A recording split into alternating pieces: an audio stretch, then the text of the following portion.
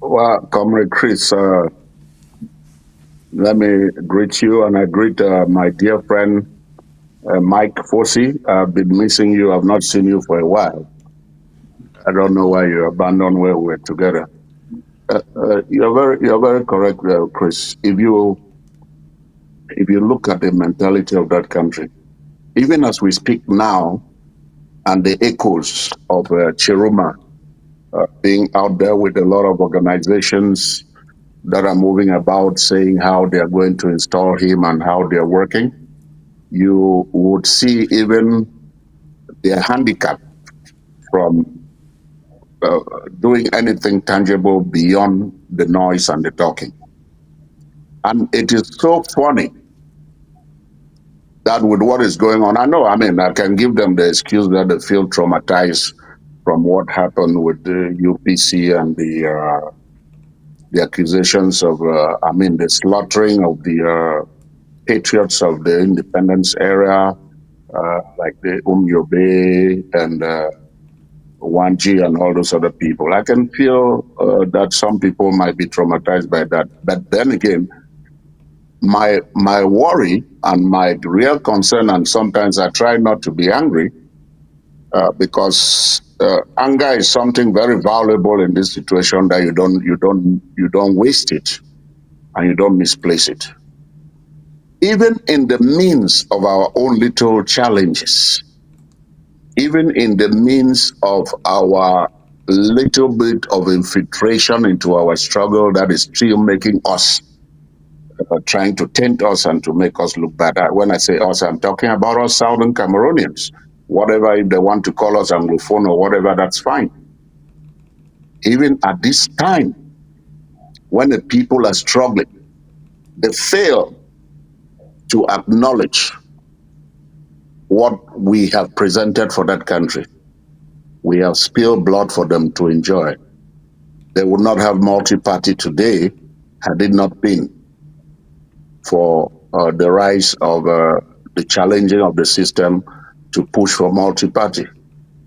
Today, even at their rise, they don't recognize us for holding this government down, for opposing this government, for resisting this government for over a decade.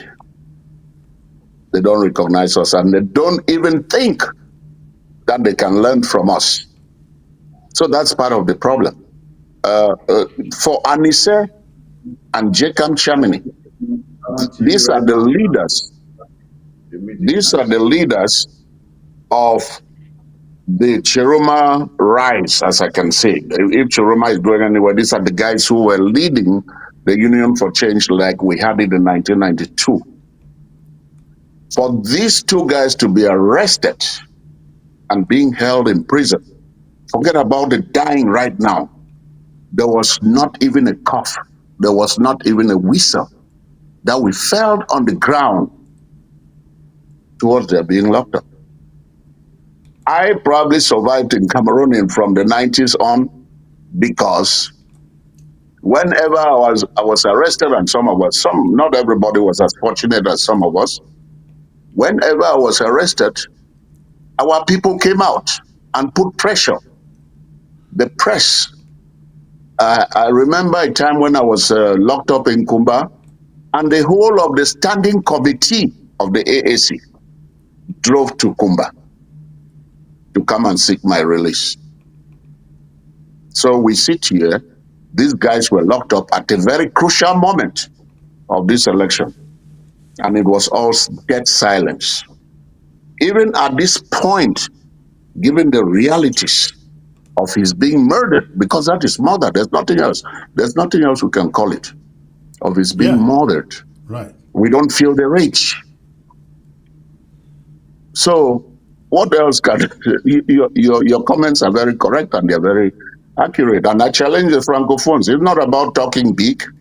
There are some of them when they try to do something, and we try even to uplift them, we try to support them. When we try to support them, can you believe that even when you're supporting, just for you by mentioning Ambazonia, they'll kick you out of a forum? Yeah. That means they want you to throw away who you are in order to support them. So that's where we are. And it is sad. I've known Anicet, Ekane and Jacob Chamini since the 90s. These are the guys who were in jail with the Younger Black. And if you know they are even coming to that point of being in jail was because of what was coming from the Southern Cameroon zone. Isabel Mukong and Feko, who took the idea of SDF to them. And that's how they rounded them Right, up. And exactly, how did exactly. Yeah. they rounded them up? Yeah. Yeah, go No, ahead. you're very correct. I know that history so well. They That's stood right. up when the Albert Mokon and Vincent Feko crossed over to the Mongol, consulted with Samuel Eboa and the border idea, and SDF became a Exactly. national thing. It was all from Amazonia. Exactly. So, and even before they were locked up, it's because they themselves, when Feko and Mukong came and they were having a meeting with the Younger Black, they leaked it to the government. Some of them licked it up, and that's how they were arrested. So, either these people, if they really cared, we have shown them that you don't tolerate evil, you don't tolerate criminals quietly with comfort, being your leaders. You stand up and speak truth to them in their faces. All of us sitting here, you're talking here now, we are already suffering all the punishment. Our sweet families, our parents, and my condolences that you just lost your mother. Some of us are making huge sacrifice. Death is not the only sacrifice in some of these things. Some of us are making huge sacrifices, even talking from what we did on the ground to what we are doing today, and will continue to do this. But we want to help that country too, not only us with Amazonia. We want to help because a good and prosperous Cameroon, La République du Cameroon, is good for us too, Ambazonians. That is Absolutely. why our people are rallying behind Chiruma. Chiruma is not a saint. He's as evil as Paul Biya. But Yeah. the world we know about him. But we are still able to try to help them through him because he's the only one who showed up during this election. Right. But yet again, everything that they are setting up, he's going now to. We don't feel him on the ground. And the Cameroon should have been boiling today from the day Ekane died. That place should have been in a situation where not picking up arms because we have achieved a lot of things as southern Cameroonians without arms when we did not get arms and they were killing us and we're still out there looking for what we wanted. Right. So it's up to them to learn. We are here, we are experts. If they want to consult with us, we are waiting. Let me move over to Mike Fusi, but before I do that, let me show you guys exactly what we are talking about here. Look at those images. These are people that the regime, the Paul Biya's regime, which is why we call it a criminal regime. The people they killed, the regime killed in Yaoundé. This is, I think, BB's somebody. Now, the other pictures are very gruesome. Look at that guy there. Look at what they made him to turn to. What they made him to turn to behind bars, ladies and gentlemen. Can you believe? Look at somebody who is sick. He cannot escape anywhere. He is chained. He is chained on hospital bed. Ladies and gentlemen, chained on hospital bed. The same person is the one, that is how this guy got into prison. Look at how healthy he was when he got to prison. But you see the other pictures and look at what he became. This one was a pastor. He is dying there on the hospital bed. He is chained to the bed. He is chained to the bed. This is what is happening in Cameroon. Samuel was a journalist killed for speaking the truth. This is what we are talking about, ladies and gentlemen. We call it state killings, state murders in La République du Cameroon. state murder supervised State by the terrorism. State by the terrorism. country. That is what it is. And we hope that, again, you hear us out there. Francophones hear us out there. It is time that you rise up and take back your country. Nobody will take it for you. Nobody will take it for you. Only you can take it to prevent these deaths. Now, we are talking about Anicet Ekane today. The question again is, tomorrow maybe your sister, maybe your brother, maybe your uncle, maybe whoever. I am speaking as one who has lost some also, ladies and gentlemen. My sister, one of these days I'm going to bring her on television here to testify the torture at set in Yaoundé. I will do that so that you guys can feel the pain. When we Amazonians say enough is enough, you got to understand that. And I hope that it is dawning upon you Francophones that we took the right decision, we made the right choice to walk away from that damn country. My Fusi, you come in here, sir. Are Francophones curse? Can they fight? Don't they have the balls to fight? My Fusi.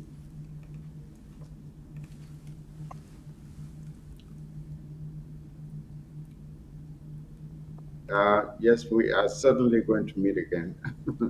I did not leave you.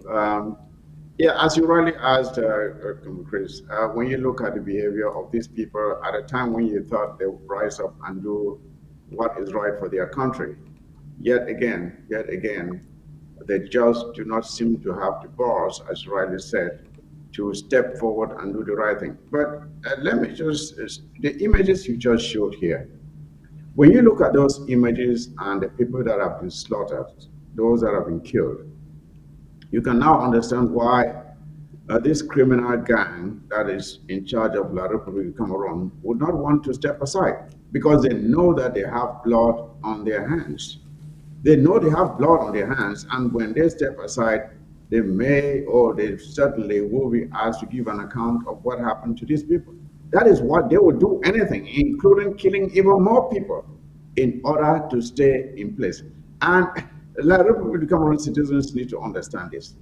If they should fail to push out these criminals now, they will fortify themselves, especially when BIA must have been done away with.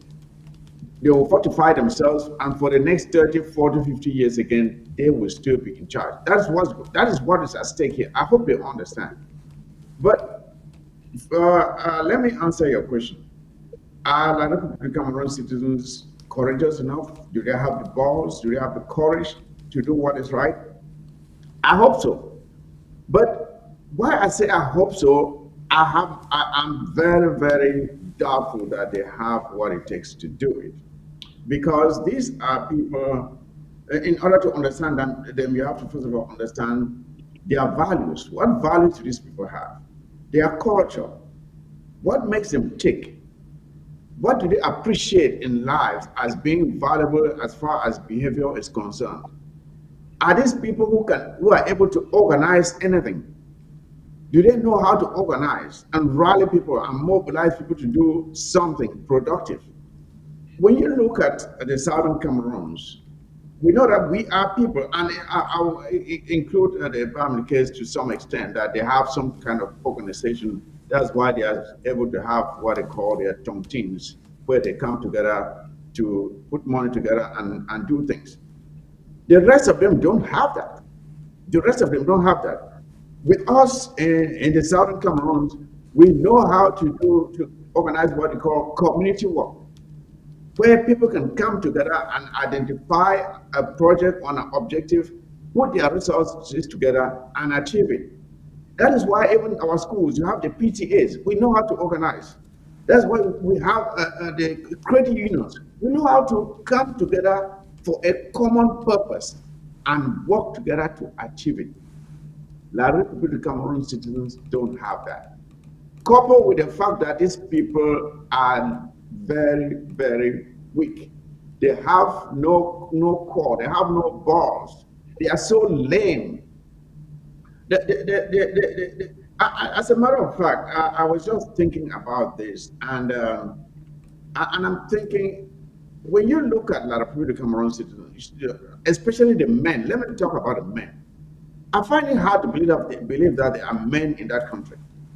Considering what has happened in that country, that a 93-year-old man who is mentally confused, he does not know where he is, he can't even walk.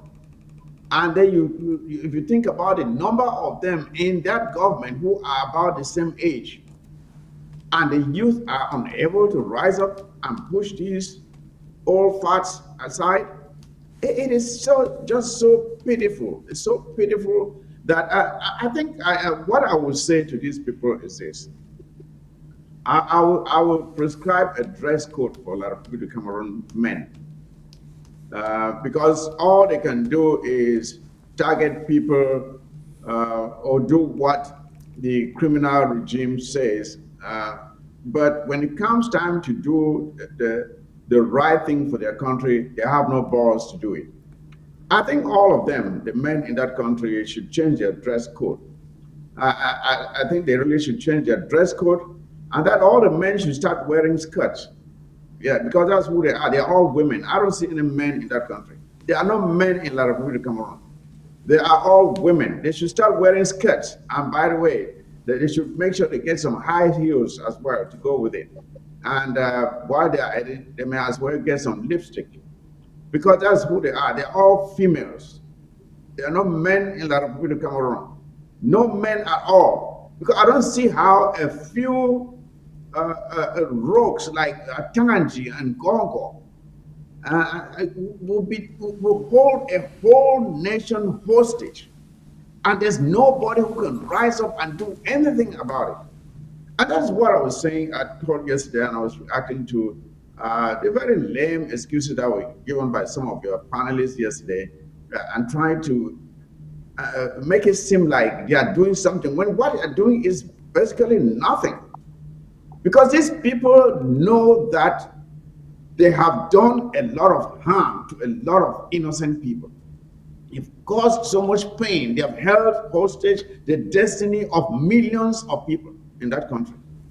And they understand that if they were to step aside, there is no way that Atanji will go in this world if he were to leave that country now, that he will be safe. There is no way that Ngongo will go that he'll be safe. There's no way that Shantabia will go that he'll be safe. They know that. And that is why the only way you will dislodge them is to make them fear for their lives. Until the Republic of Cameroon citizens understand that the only thing that will chase them out of there is when they fear for their own very lives. Nothing else will dislodge them. Nothing. No diplomatic pressure, nothing will do it. So, as I suggested to them yesterday, the sooner they start organizing and putting their resources together, and like Dr. Bini said, if they need lessons,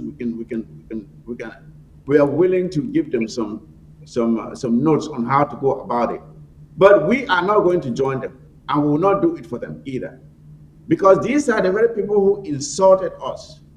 They called us Ambazuzo and all that stuff. But now they're admiring us. Now we are the Spartans. We are the Spartans. And they are just weak and lame and spineless. They have no guts. They have no souls. They are not warriors.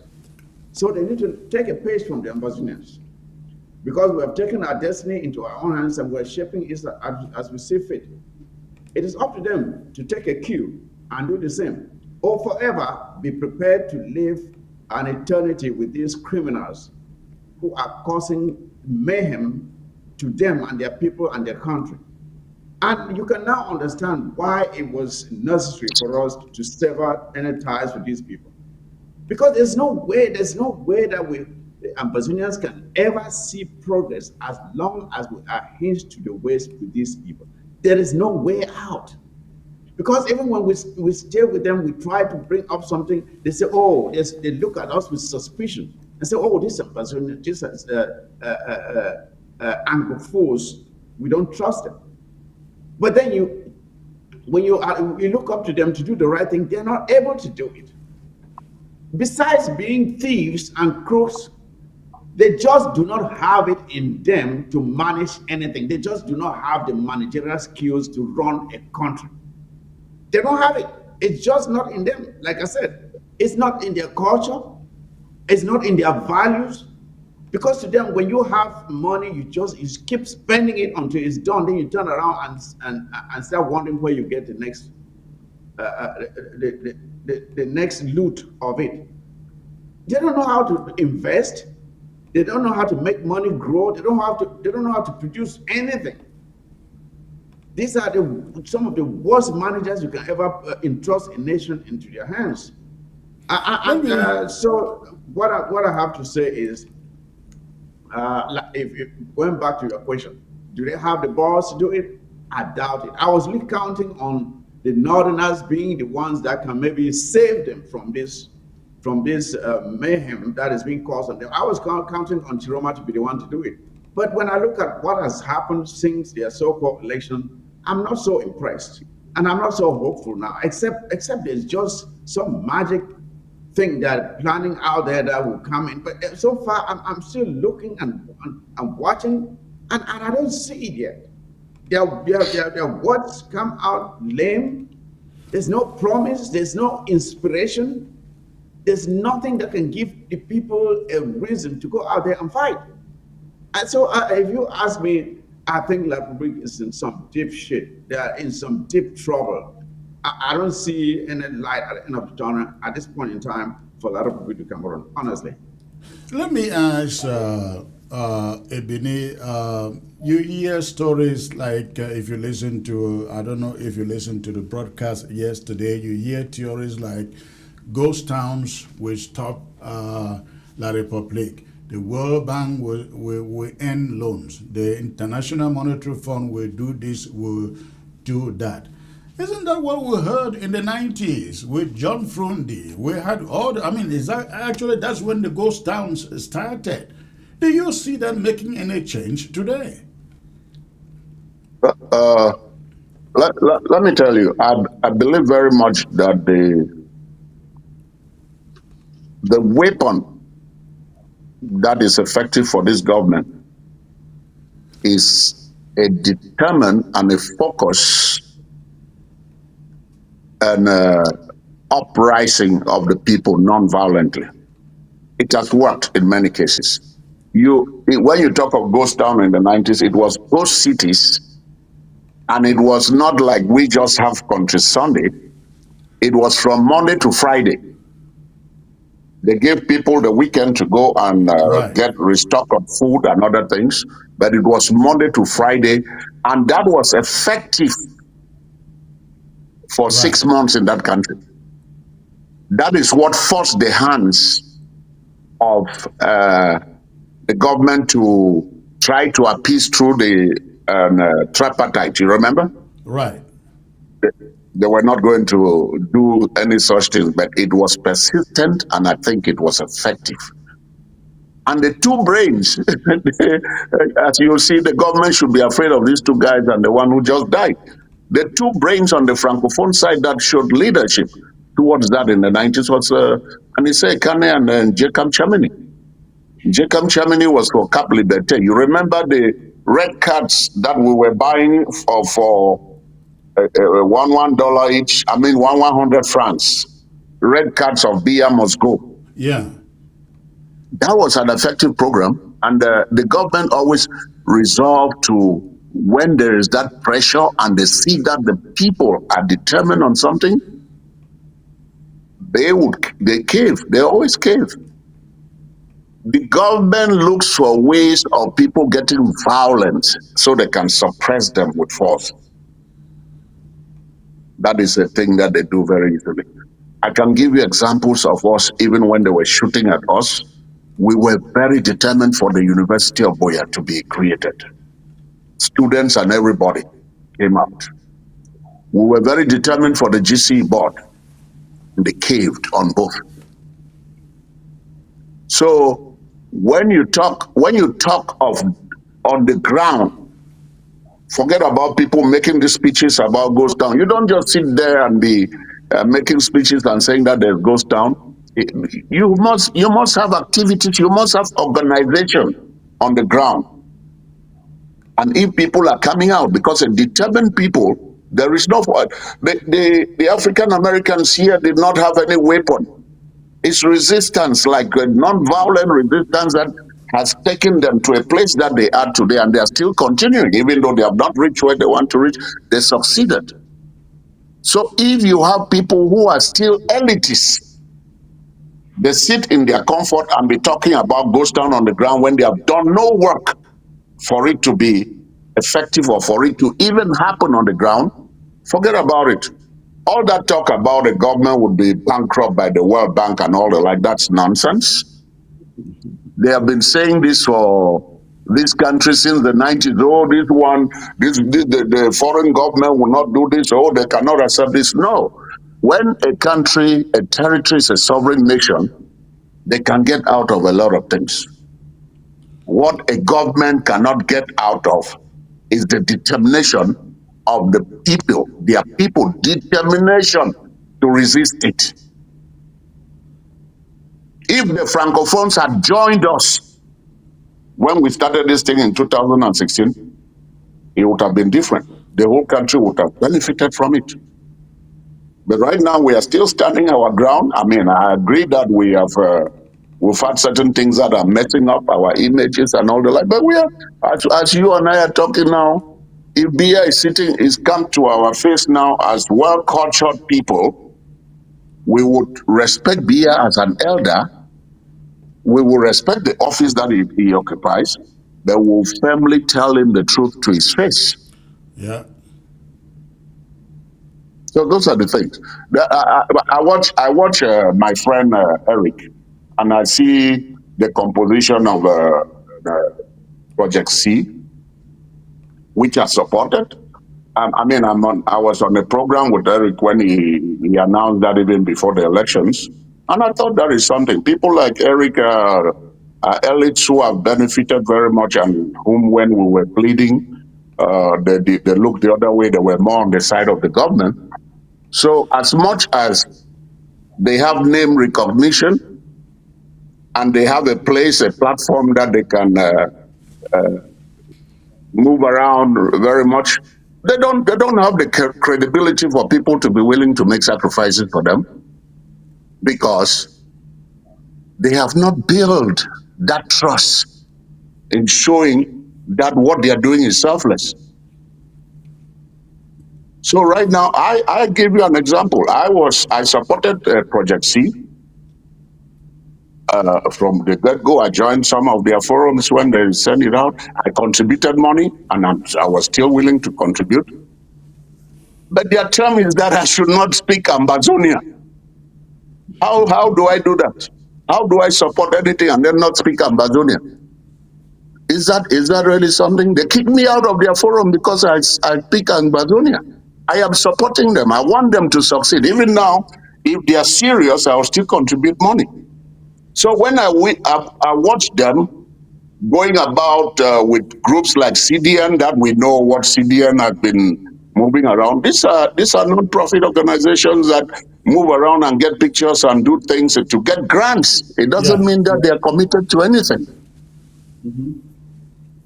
So Yeah. I tell people to be quiet. They have firmly told us that on 11th of February, Chiruma will be sworn in. 11th of February is not far. So we should wait and see. What But makes 11th of February special? I don't know, but that's a date that I've been reading and seeing them make speeches. That's the time we want them. Don't get me wrong, Chris. I want initiative like Project C to succeed, and because I have an interest too in Chiruma pushing out Paul Biya. He Yeah. has promised us that he will release our leaders and our political prisoners. He has promised us that he will bring a genuine dialogue for our cause. He has promised us that that there will be ceasefire. Our people, as determined as we are, we should look for anything that would stop our people from bleeding and the suffering. This is 10 years that innocent children are being killed. It's not like something that we would really just want people to be killed carelessly and for our people to suffer eternally in refugee camps, or for you and I to remain out here without going to our homes and enjoying the breeze in our villages. But if people start showing the same signs of hypocrisy and failures that we have known with initiatives in that country, oh, it's fine. They might say that we too we have failed. We have not failed. It is not easy for us to, with our bare hands, to be fighting a government that is being sponsored with arms and all kinds of weapons of killing, with countries like France, America, and Israel, and all those other powerful countries. But our will to be free, even when we are being killed, is there, and they can feel the pinch of it. So whether it's World Bank or whatever, the only tool right now is for us to see activities on the ground. That country should be boiling today. It should be boiling today Exactly. Yeah, with exactly. the That's the death of point. this man, with the death of the way this man died. That country should be boiling. People would have not remained silent after the election when Correct. Jacob Germany and Anicet were arrested. What are they fighting for if they could not stand for those guys?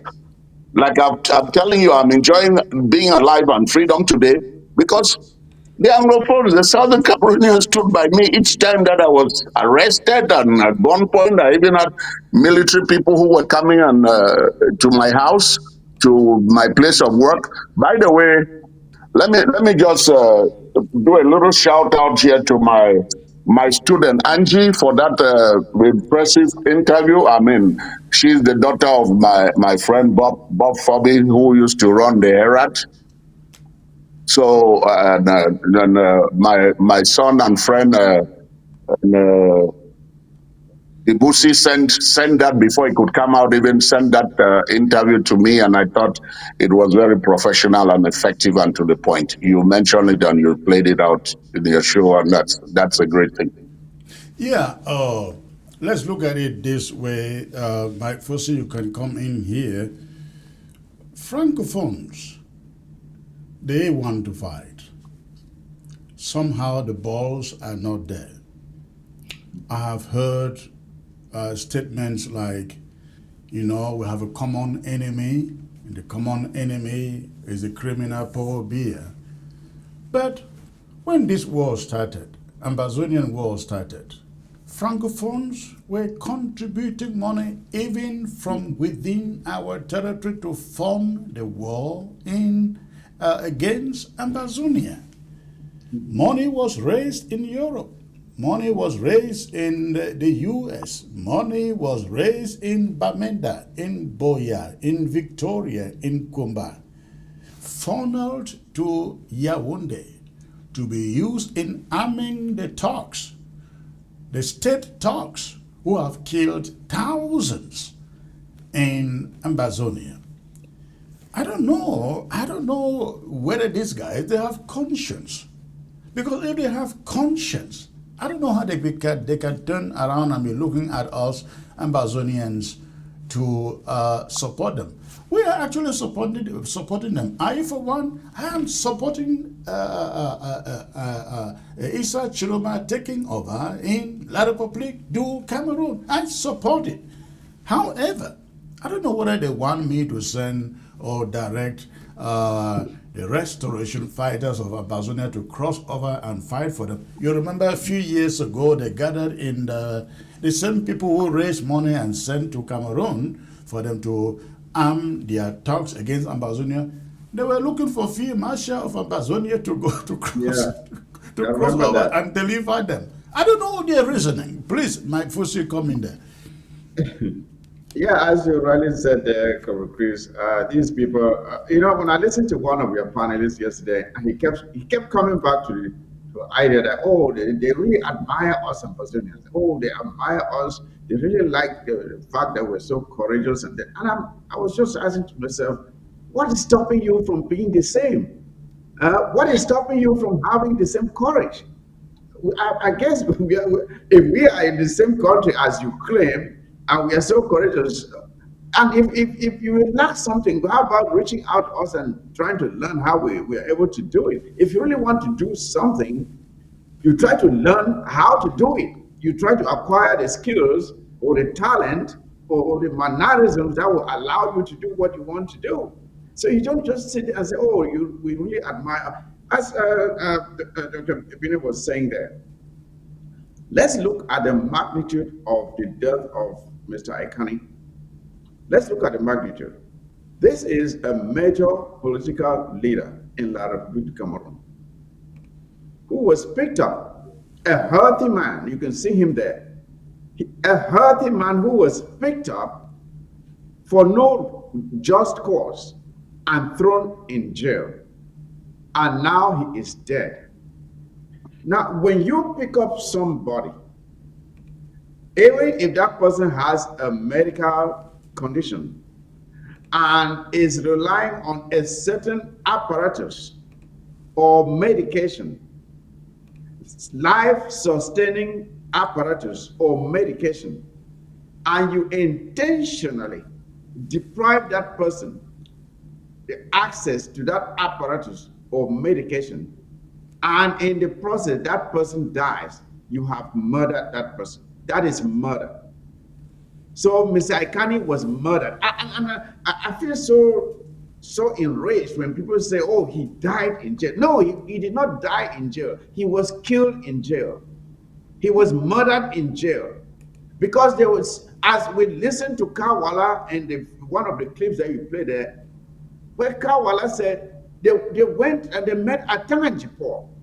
And the minister Sadi, who is claiming there that if he was there, he would not have done the same thing. They met them and pleaded that they should give back his oxygen. But they failed to do it. They refused to do it. And this man died. A major political leader in La Republique du Cameroon. A man with a following. And you understand that his following was extended when he accorded his support to Chiroma. So by that act, Chiroma's supporters should now be his supporters. You would think that the streets would be full with people enraged, that people will be out there asking why it happened. But La Republique is calm. There is nothing. Nobody is out there protesting or asking why this man is dead. You see a few family members there lamenting all by themselves. There's no one by their side. Where are the people? Where is this crowd that we see here now to come up and ask why their leader is dead? Where is this crowd? Where are they? They are hiding in their houses, drinking beer. And that is the problem with La Republique du Cameroon. And one thing you would ask here is, when something so criminal as this one happens, you would think that a country that says it's a country of law and order, that there will be questions right now. People should be asking, why did this happen? Who did it? Who is responsible? Someone should already be behind bars right now. But I can assure you that nothing is going to happen. Nobody will be held accountable for the murder of Mr. Ekane. Whoever has done it will get away free of charge. This thing is supposed not just to end with whatever gendarmerie brigade that held him, as they say it's a gendarmerie brigade. This thing is supposed to extend right up to their so-called Minister of Territorial Administration, because he controls all those people. The governor of their littoral province should be held accountable. Atangani should be held accountable, and anyone else along the path. But nobody will be held accountable. Not even the commander whose picture we have seen as being responsible for confiscating his breathing apparatus. Nobody will be held accountable. That is La Republique du Cameroon to you. That is La Republique du Cameroon, a lawless country where anything goes, as long as you are doing it in favor of the criminal CPDM party. You can do anything to anybody and get away with it as long as you are doing it to protect that regime. How can you imagine that something like this will happen and the whole country is silent? The whole country is silent. So, what then is supposed to spur the people to come out and say enough is enough? At what point will they say enough is enough? An election is held. People came out massively and voted. And going back to that so-called election, you remember Eric came out during the interviews leading up to their so-called elections, and we're asking the question, okay, how are you going to defend the vote? And Eric Yeah. was saying, oh, there is technology these days, we have technology. And I asked myself, and I'm asking them at the time, okay, you have all the technology. Let's give you that. Who is going to count the votes? Who is going to announce the votes?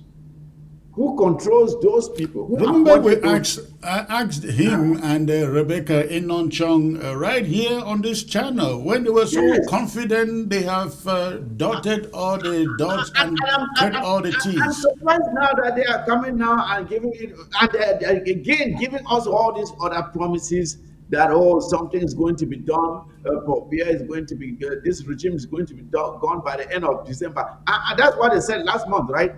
December, this is already the 2nd of December. We're counting. We'll see if by the 31st this regime will still be in place, according to them. And these people just, like I was saying before, you can't just sit and hope that things is going to happen when you have no plan on how it's supposed to happen. What do they have in place? What plans do they have in place? What resources do they have? What personnel do they have? Who is going to implement whatever plans they have? Have they evaluated the plan they have to see how effective it is, if it has loopholes, if there are risks in that plan, and uh, uh, uh, uh, uh, what measures they have put in place to remedy the plan if it should start to go awry? Do they have any plan in place at all? Are they even sure about what they are saying, or they just want to pacify people, to give people the false hope that they are doing something when indeed they are not doing anything? Because that's why I got towards the end yesterday. I think Eric was sounding very uh, not even confident of what was coming out of his mouth. He was not very sure of what he was saying. He was just saying something just to say something. But you could feel that there was no conviction in his heart that what he was saying, that he even believed what he was saying. There was no conviction. So as I said before, I feel very sad for a lot of people to come around because they are in for a raw deal. They are in for a raw deal in the years ahead. Because if these people should survive this moment, when they became very vulnerable, like the Republic of Cameroon in the past few months have been very vulnerable. They just needed some courageous people to step out there and knock them aside. And talking But about they will be allowed to strengthen themselves again, plant their roots deep, and they will be here again for several more decades. and And talking more about a people like courageous Ekane will have to pay with their lives. talking about a courageous leadership. I hope Benin can handle this. We saw right on the eve of the elections, crowds in their thousands pouring out on the streets in Douala, in Yaoundé, in the three northern regions of Cameroon, and we were thinking there is no way Cameroon is going to rig this election because the people seem poised to take it by every means if that be the case. But I think, in my opinion, the problem is that there has been no leadership ever since then. No leadership. I don't know whether you see it that way. I see it exactly like you're saying it. Even when we talk about francophones, I think they have what we have, but they have not had the kind of leadership that we have had. Even though if our leadership, our strong leaderships have been short-lived, but the seed was already planted for such leadership. And you see the interest even amongst our people to, even if they do that in fighting and all the like, there are people there, we see in our means of people really struggling to be leaders and to lead something and all that. It could that can be good and bad. So, like I told you, the 90s was very effective in Douala and other francophone cities because of these two guys who were picked up. So I always tell people, no matter how we are talking uh, on some of these things, I always tell our people, do not minimize this government. Do not minimize evil. If evil was that insignificant, we will not be having so many churches that is preaching against Satan. God knows the strength that he himself gave to the devil.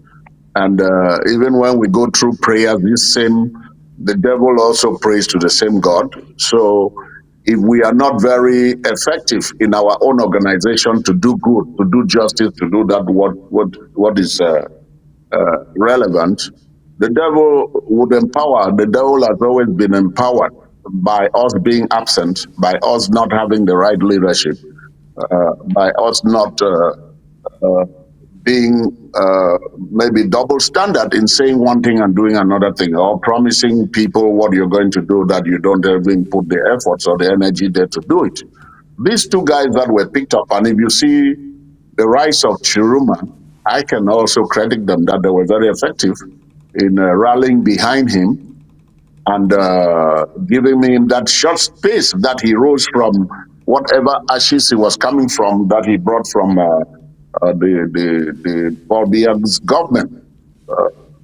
I would be very surprised if Chiroma himself was not really taking unawares and surprised on the significance and the rallying that he got from during the electoral process. So the Francophones don't have leadership.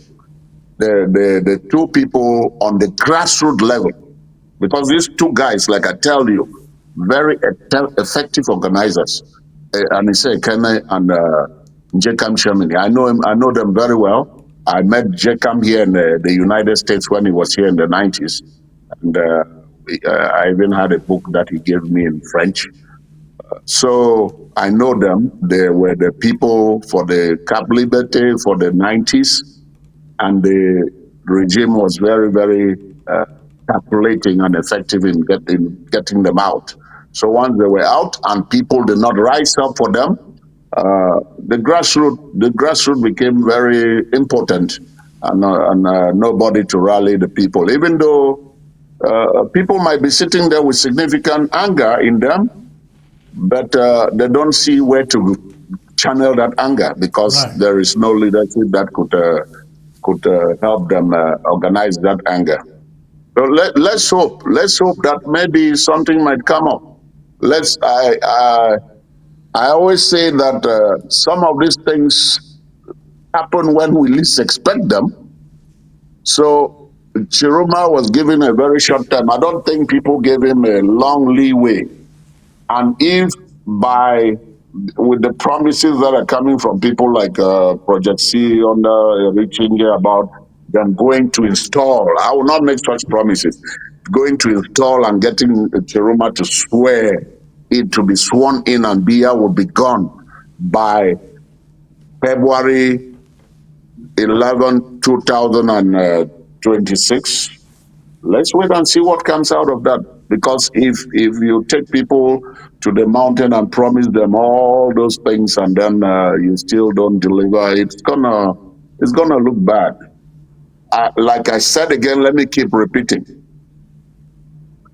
Project C kicked me out of their forum just because I want to remain the Ambazonia that I am. They kicked me out, and I made contributions to them. I am still rooting for them. I am still hoping they succeed. I will still contribute if I see signs of them doing anything that is significant. I will still contribute financially. But right now, they seem to be projecting the playbook of the things we are trying to run away from.